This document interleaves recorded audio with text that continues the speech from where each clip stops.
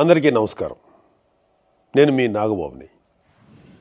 నిన్న ఒక ఇన్నింగ్స్ ఆడుకున్నాం కదా. ఇది హిందూ ద్రోహి వైసీపీతో మనం ఆడుకునే సెకండ్ ఇన్నింగ్స్.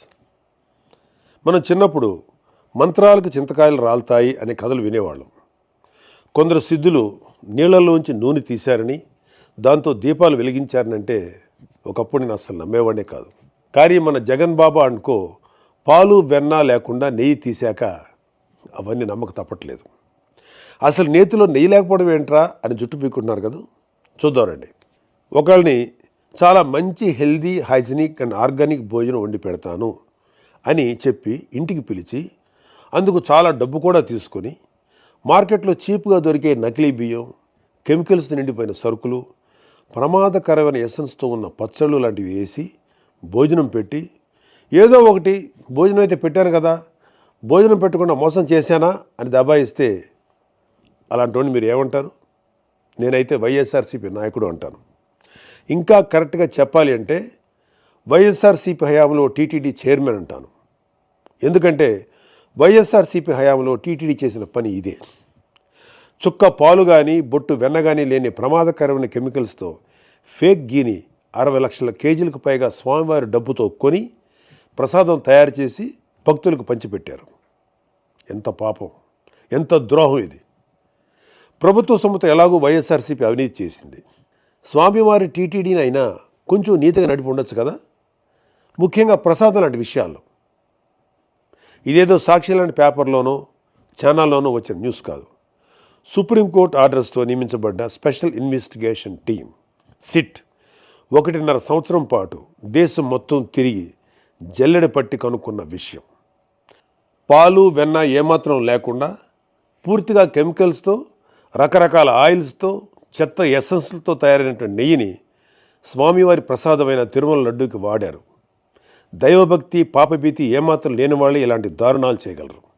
మన సనాతన హైందవ ధర్మం ప్రకారం అజ్ఞానం వలనో పరిస్థితుల వలనో తప్పు చేస్తే అందుకు క్షమించవచ్చు. ఈ విషయం శ్రీకృష్ణ భగవానుని భగవద్గీతలో, ఆది శంకరాచార్యుల అపరాధ క్షమాపణ స్తోత్రంలో కూడా ఉంటుంది. అలా కాకుండా తెలిసి తప్పు చేస్తే దాన్ని ఏమనాలి?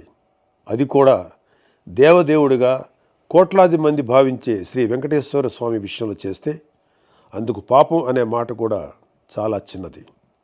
ఈ ఫేక్ నెయ్యిని కొనడం కోసం టీటీడీ చైర్మన్గా వైఎస్ జగన్మోహన్ రెడ్డి బాబాయ్ అయిన వైవి సుబ్బారెడ్డి ఉన్నప్పుడు 2020 ఫిబ్రవరిలో రూల్స్ని మార్చారు. ఆల్రెడీ ఉన్న కండిషన్స్ని సగాని పైగా తగ్గించారు. అనర్హులైన ఈ ఫేక్ గీ సప్లయర్ బ్యాచ్ని అర్హుల్ని చేయడం కోసం తొక్కాల్సిన అడ్డదారులన్నీ తొక్కారు. ఇలాంటి వెధవ ఫేక్ సప్లయర్స్కి వీళ్ళు పెట్టిన పేరు వర్చువల్ డైరీ. ఇవి దొంగ డైరీలు. బినామీ పేర్లతో రకరకాల రాష్ట్రాల్లో ఆపరేట్ చేస్తూ ఉంటాయి. ఒక దగ్గర ఒక పేరుతో బ్యాన్ అయితే ఇంకో పేరుతో కొత్త అవతారం ఎత్తుతారు. అచ్చంగా జగన్ కంపెనీలో పెట్టుబడులు పెట్టిన దొంగ సూట్ కేసు కంపెనీల్లాగా.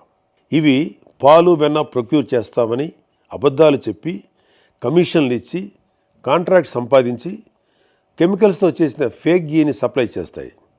మరొకసారి గుర్తు చేస్తున్నా, ఇవేవి నేను ఇంకెవరో పుట్టించిన మాటలు కాదు. సాక్షాత్తు సిట్ 36 మందిని నేరస్తులకు చెప్తూ వేసిన ఛార్జ్ షీట్లో ఉన్న విషయం. నేను వైవి సుబ్బారెడ్డి పేరు ఏదో రాజకీయ అక్కస్తో తీయలేదు. అతని పిఏని సిట్ అధికారులు అరెస్ట్ చేసి విచారిస్తున్నారు. ఊరికినే కాదు, ఆధారాలతో. ఇవన్నీ ముందు చెప్తాను. ఇందాక ఈ తప్పుడు ఫేక్ గీ విషయంలో పాపం అనే మాట సరిపోదన్నాను కదా. సరైన మాట ఏంటంటే ఘాతుకం. గుర్రానికి తెలియకుండా తోక ఊగుతుందా? లేదు కదా. తోకే గుర్రాన్ని ఊపిందంటే చిన్న పిల్లోడు కూడా నవ్వుతాడు.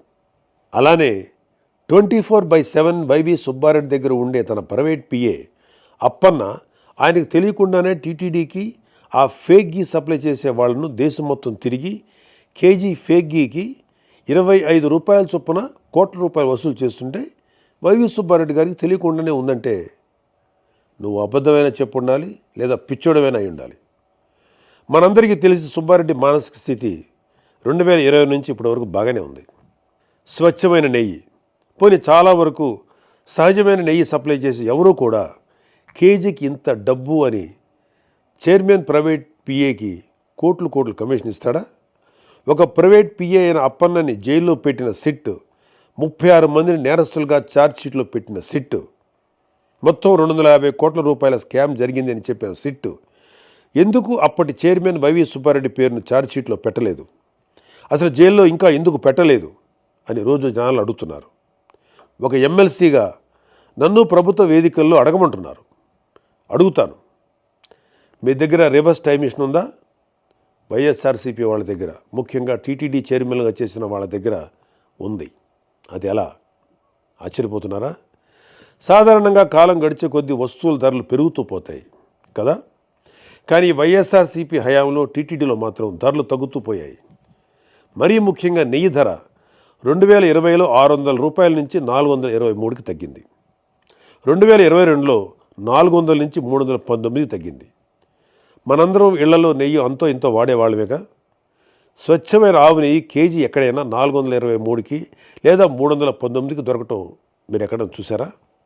ఎన్ని కేజీలు బల్క్గా కొన్నా కూడా సుమారు 700 రూపాయలు కేజీగా ఉండే నెయ్యి 423కి, 2 ఏళ్ల తర్వాత 319కి రాదు కదా. అంత తక్కువ ధరకు నెయ్యి దొరుకుతుందంటే అది నెయ్యే కాదు అని అర్థం. ఈ విషయమే సిట్ నిర్ధారించింది కూడా.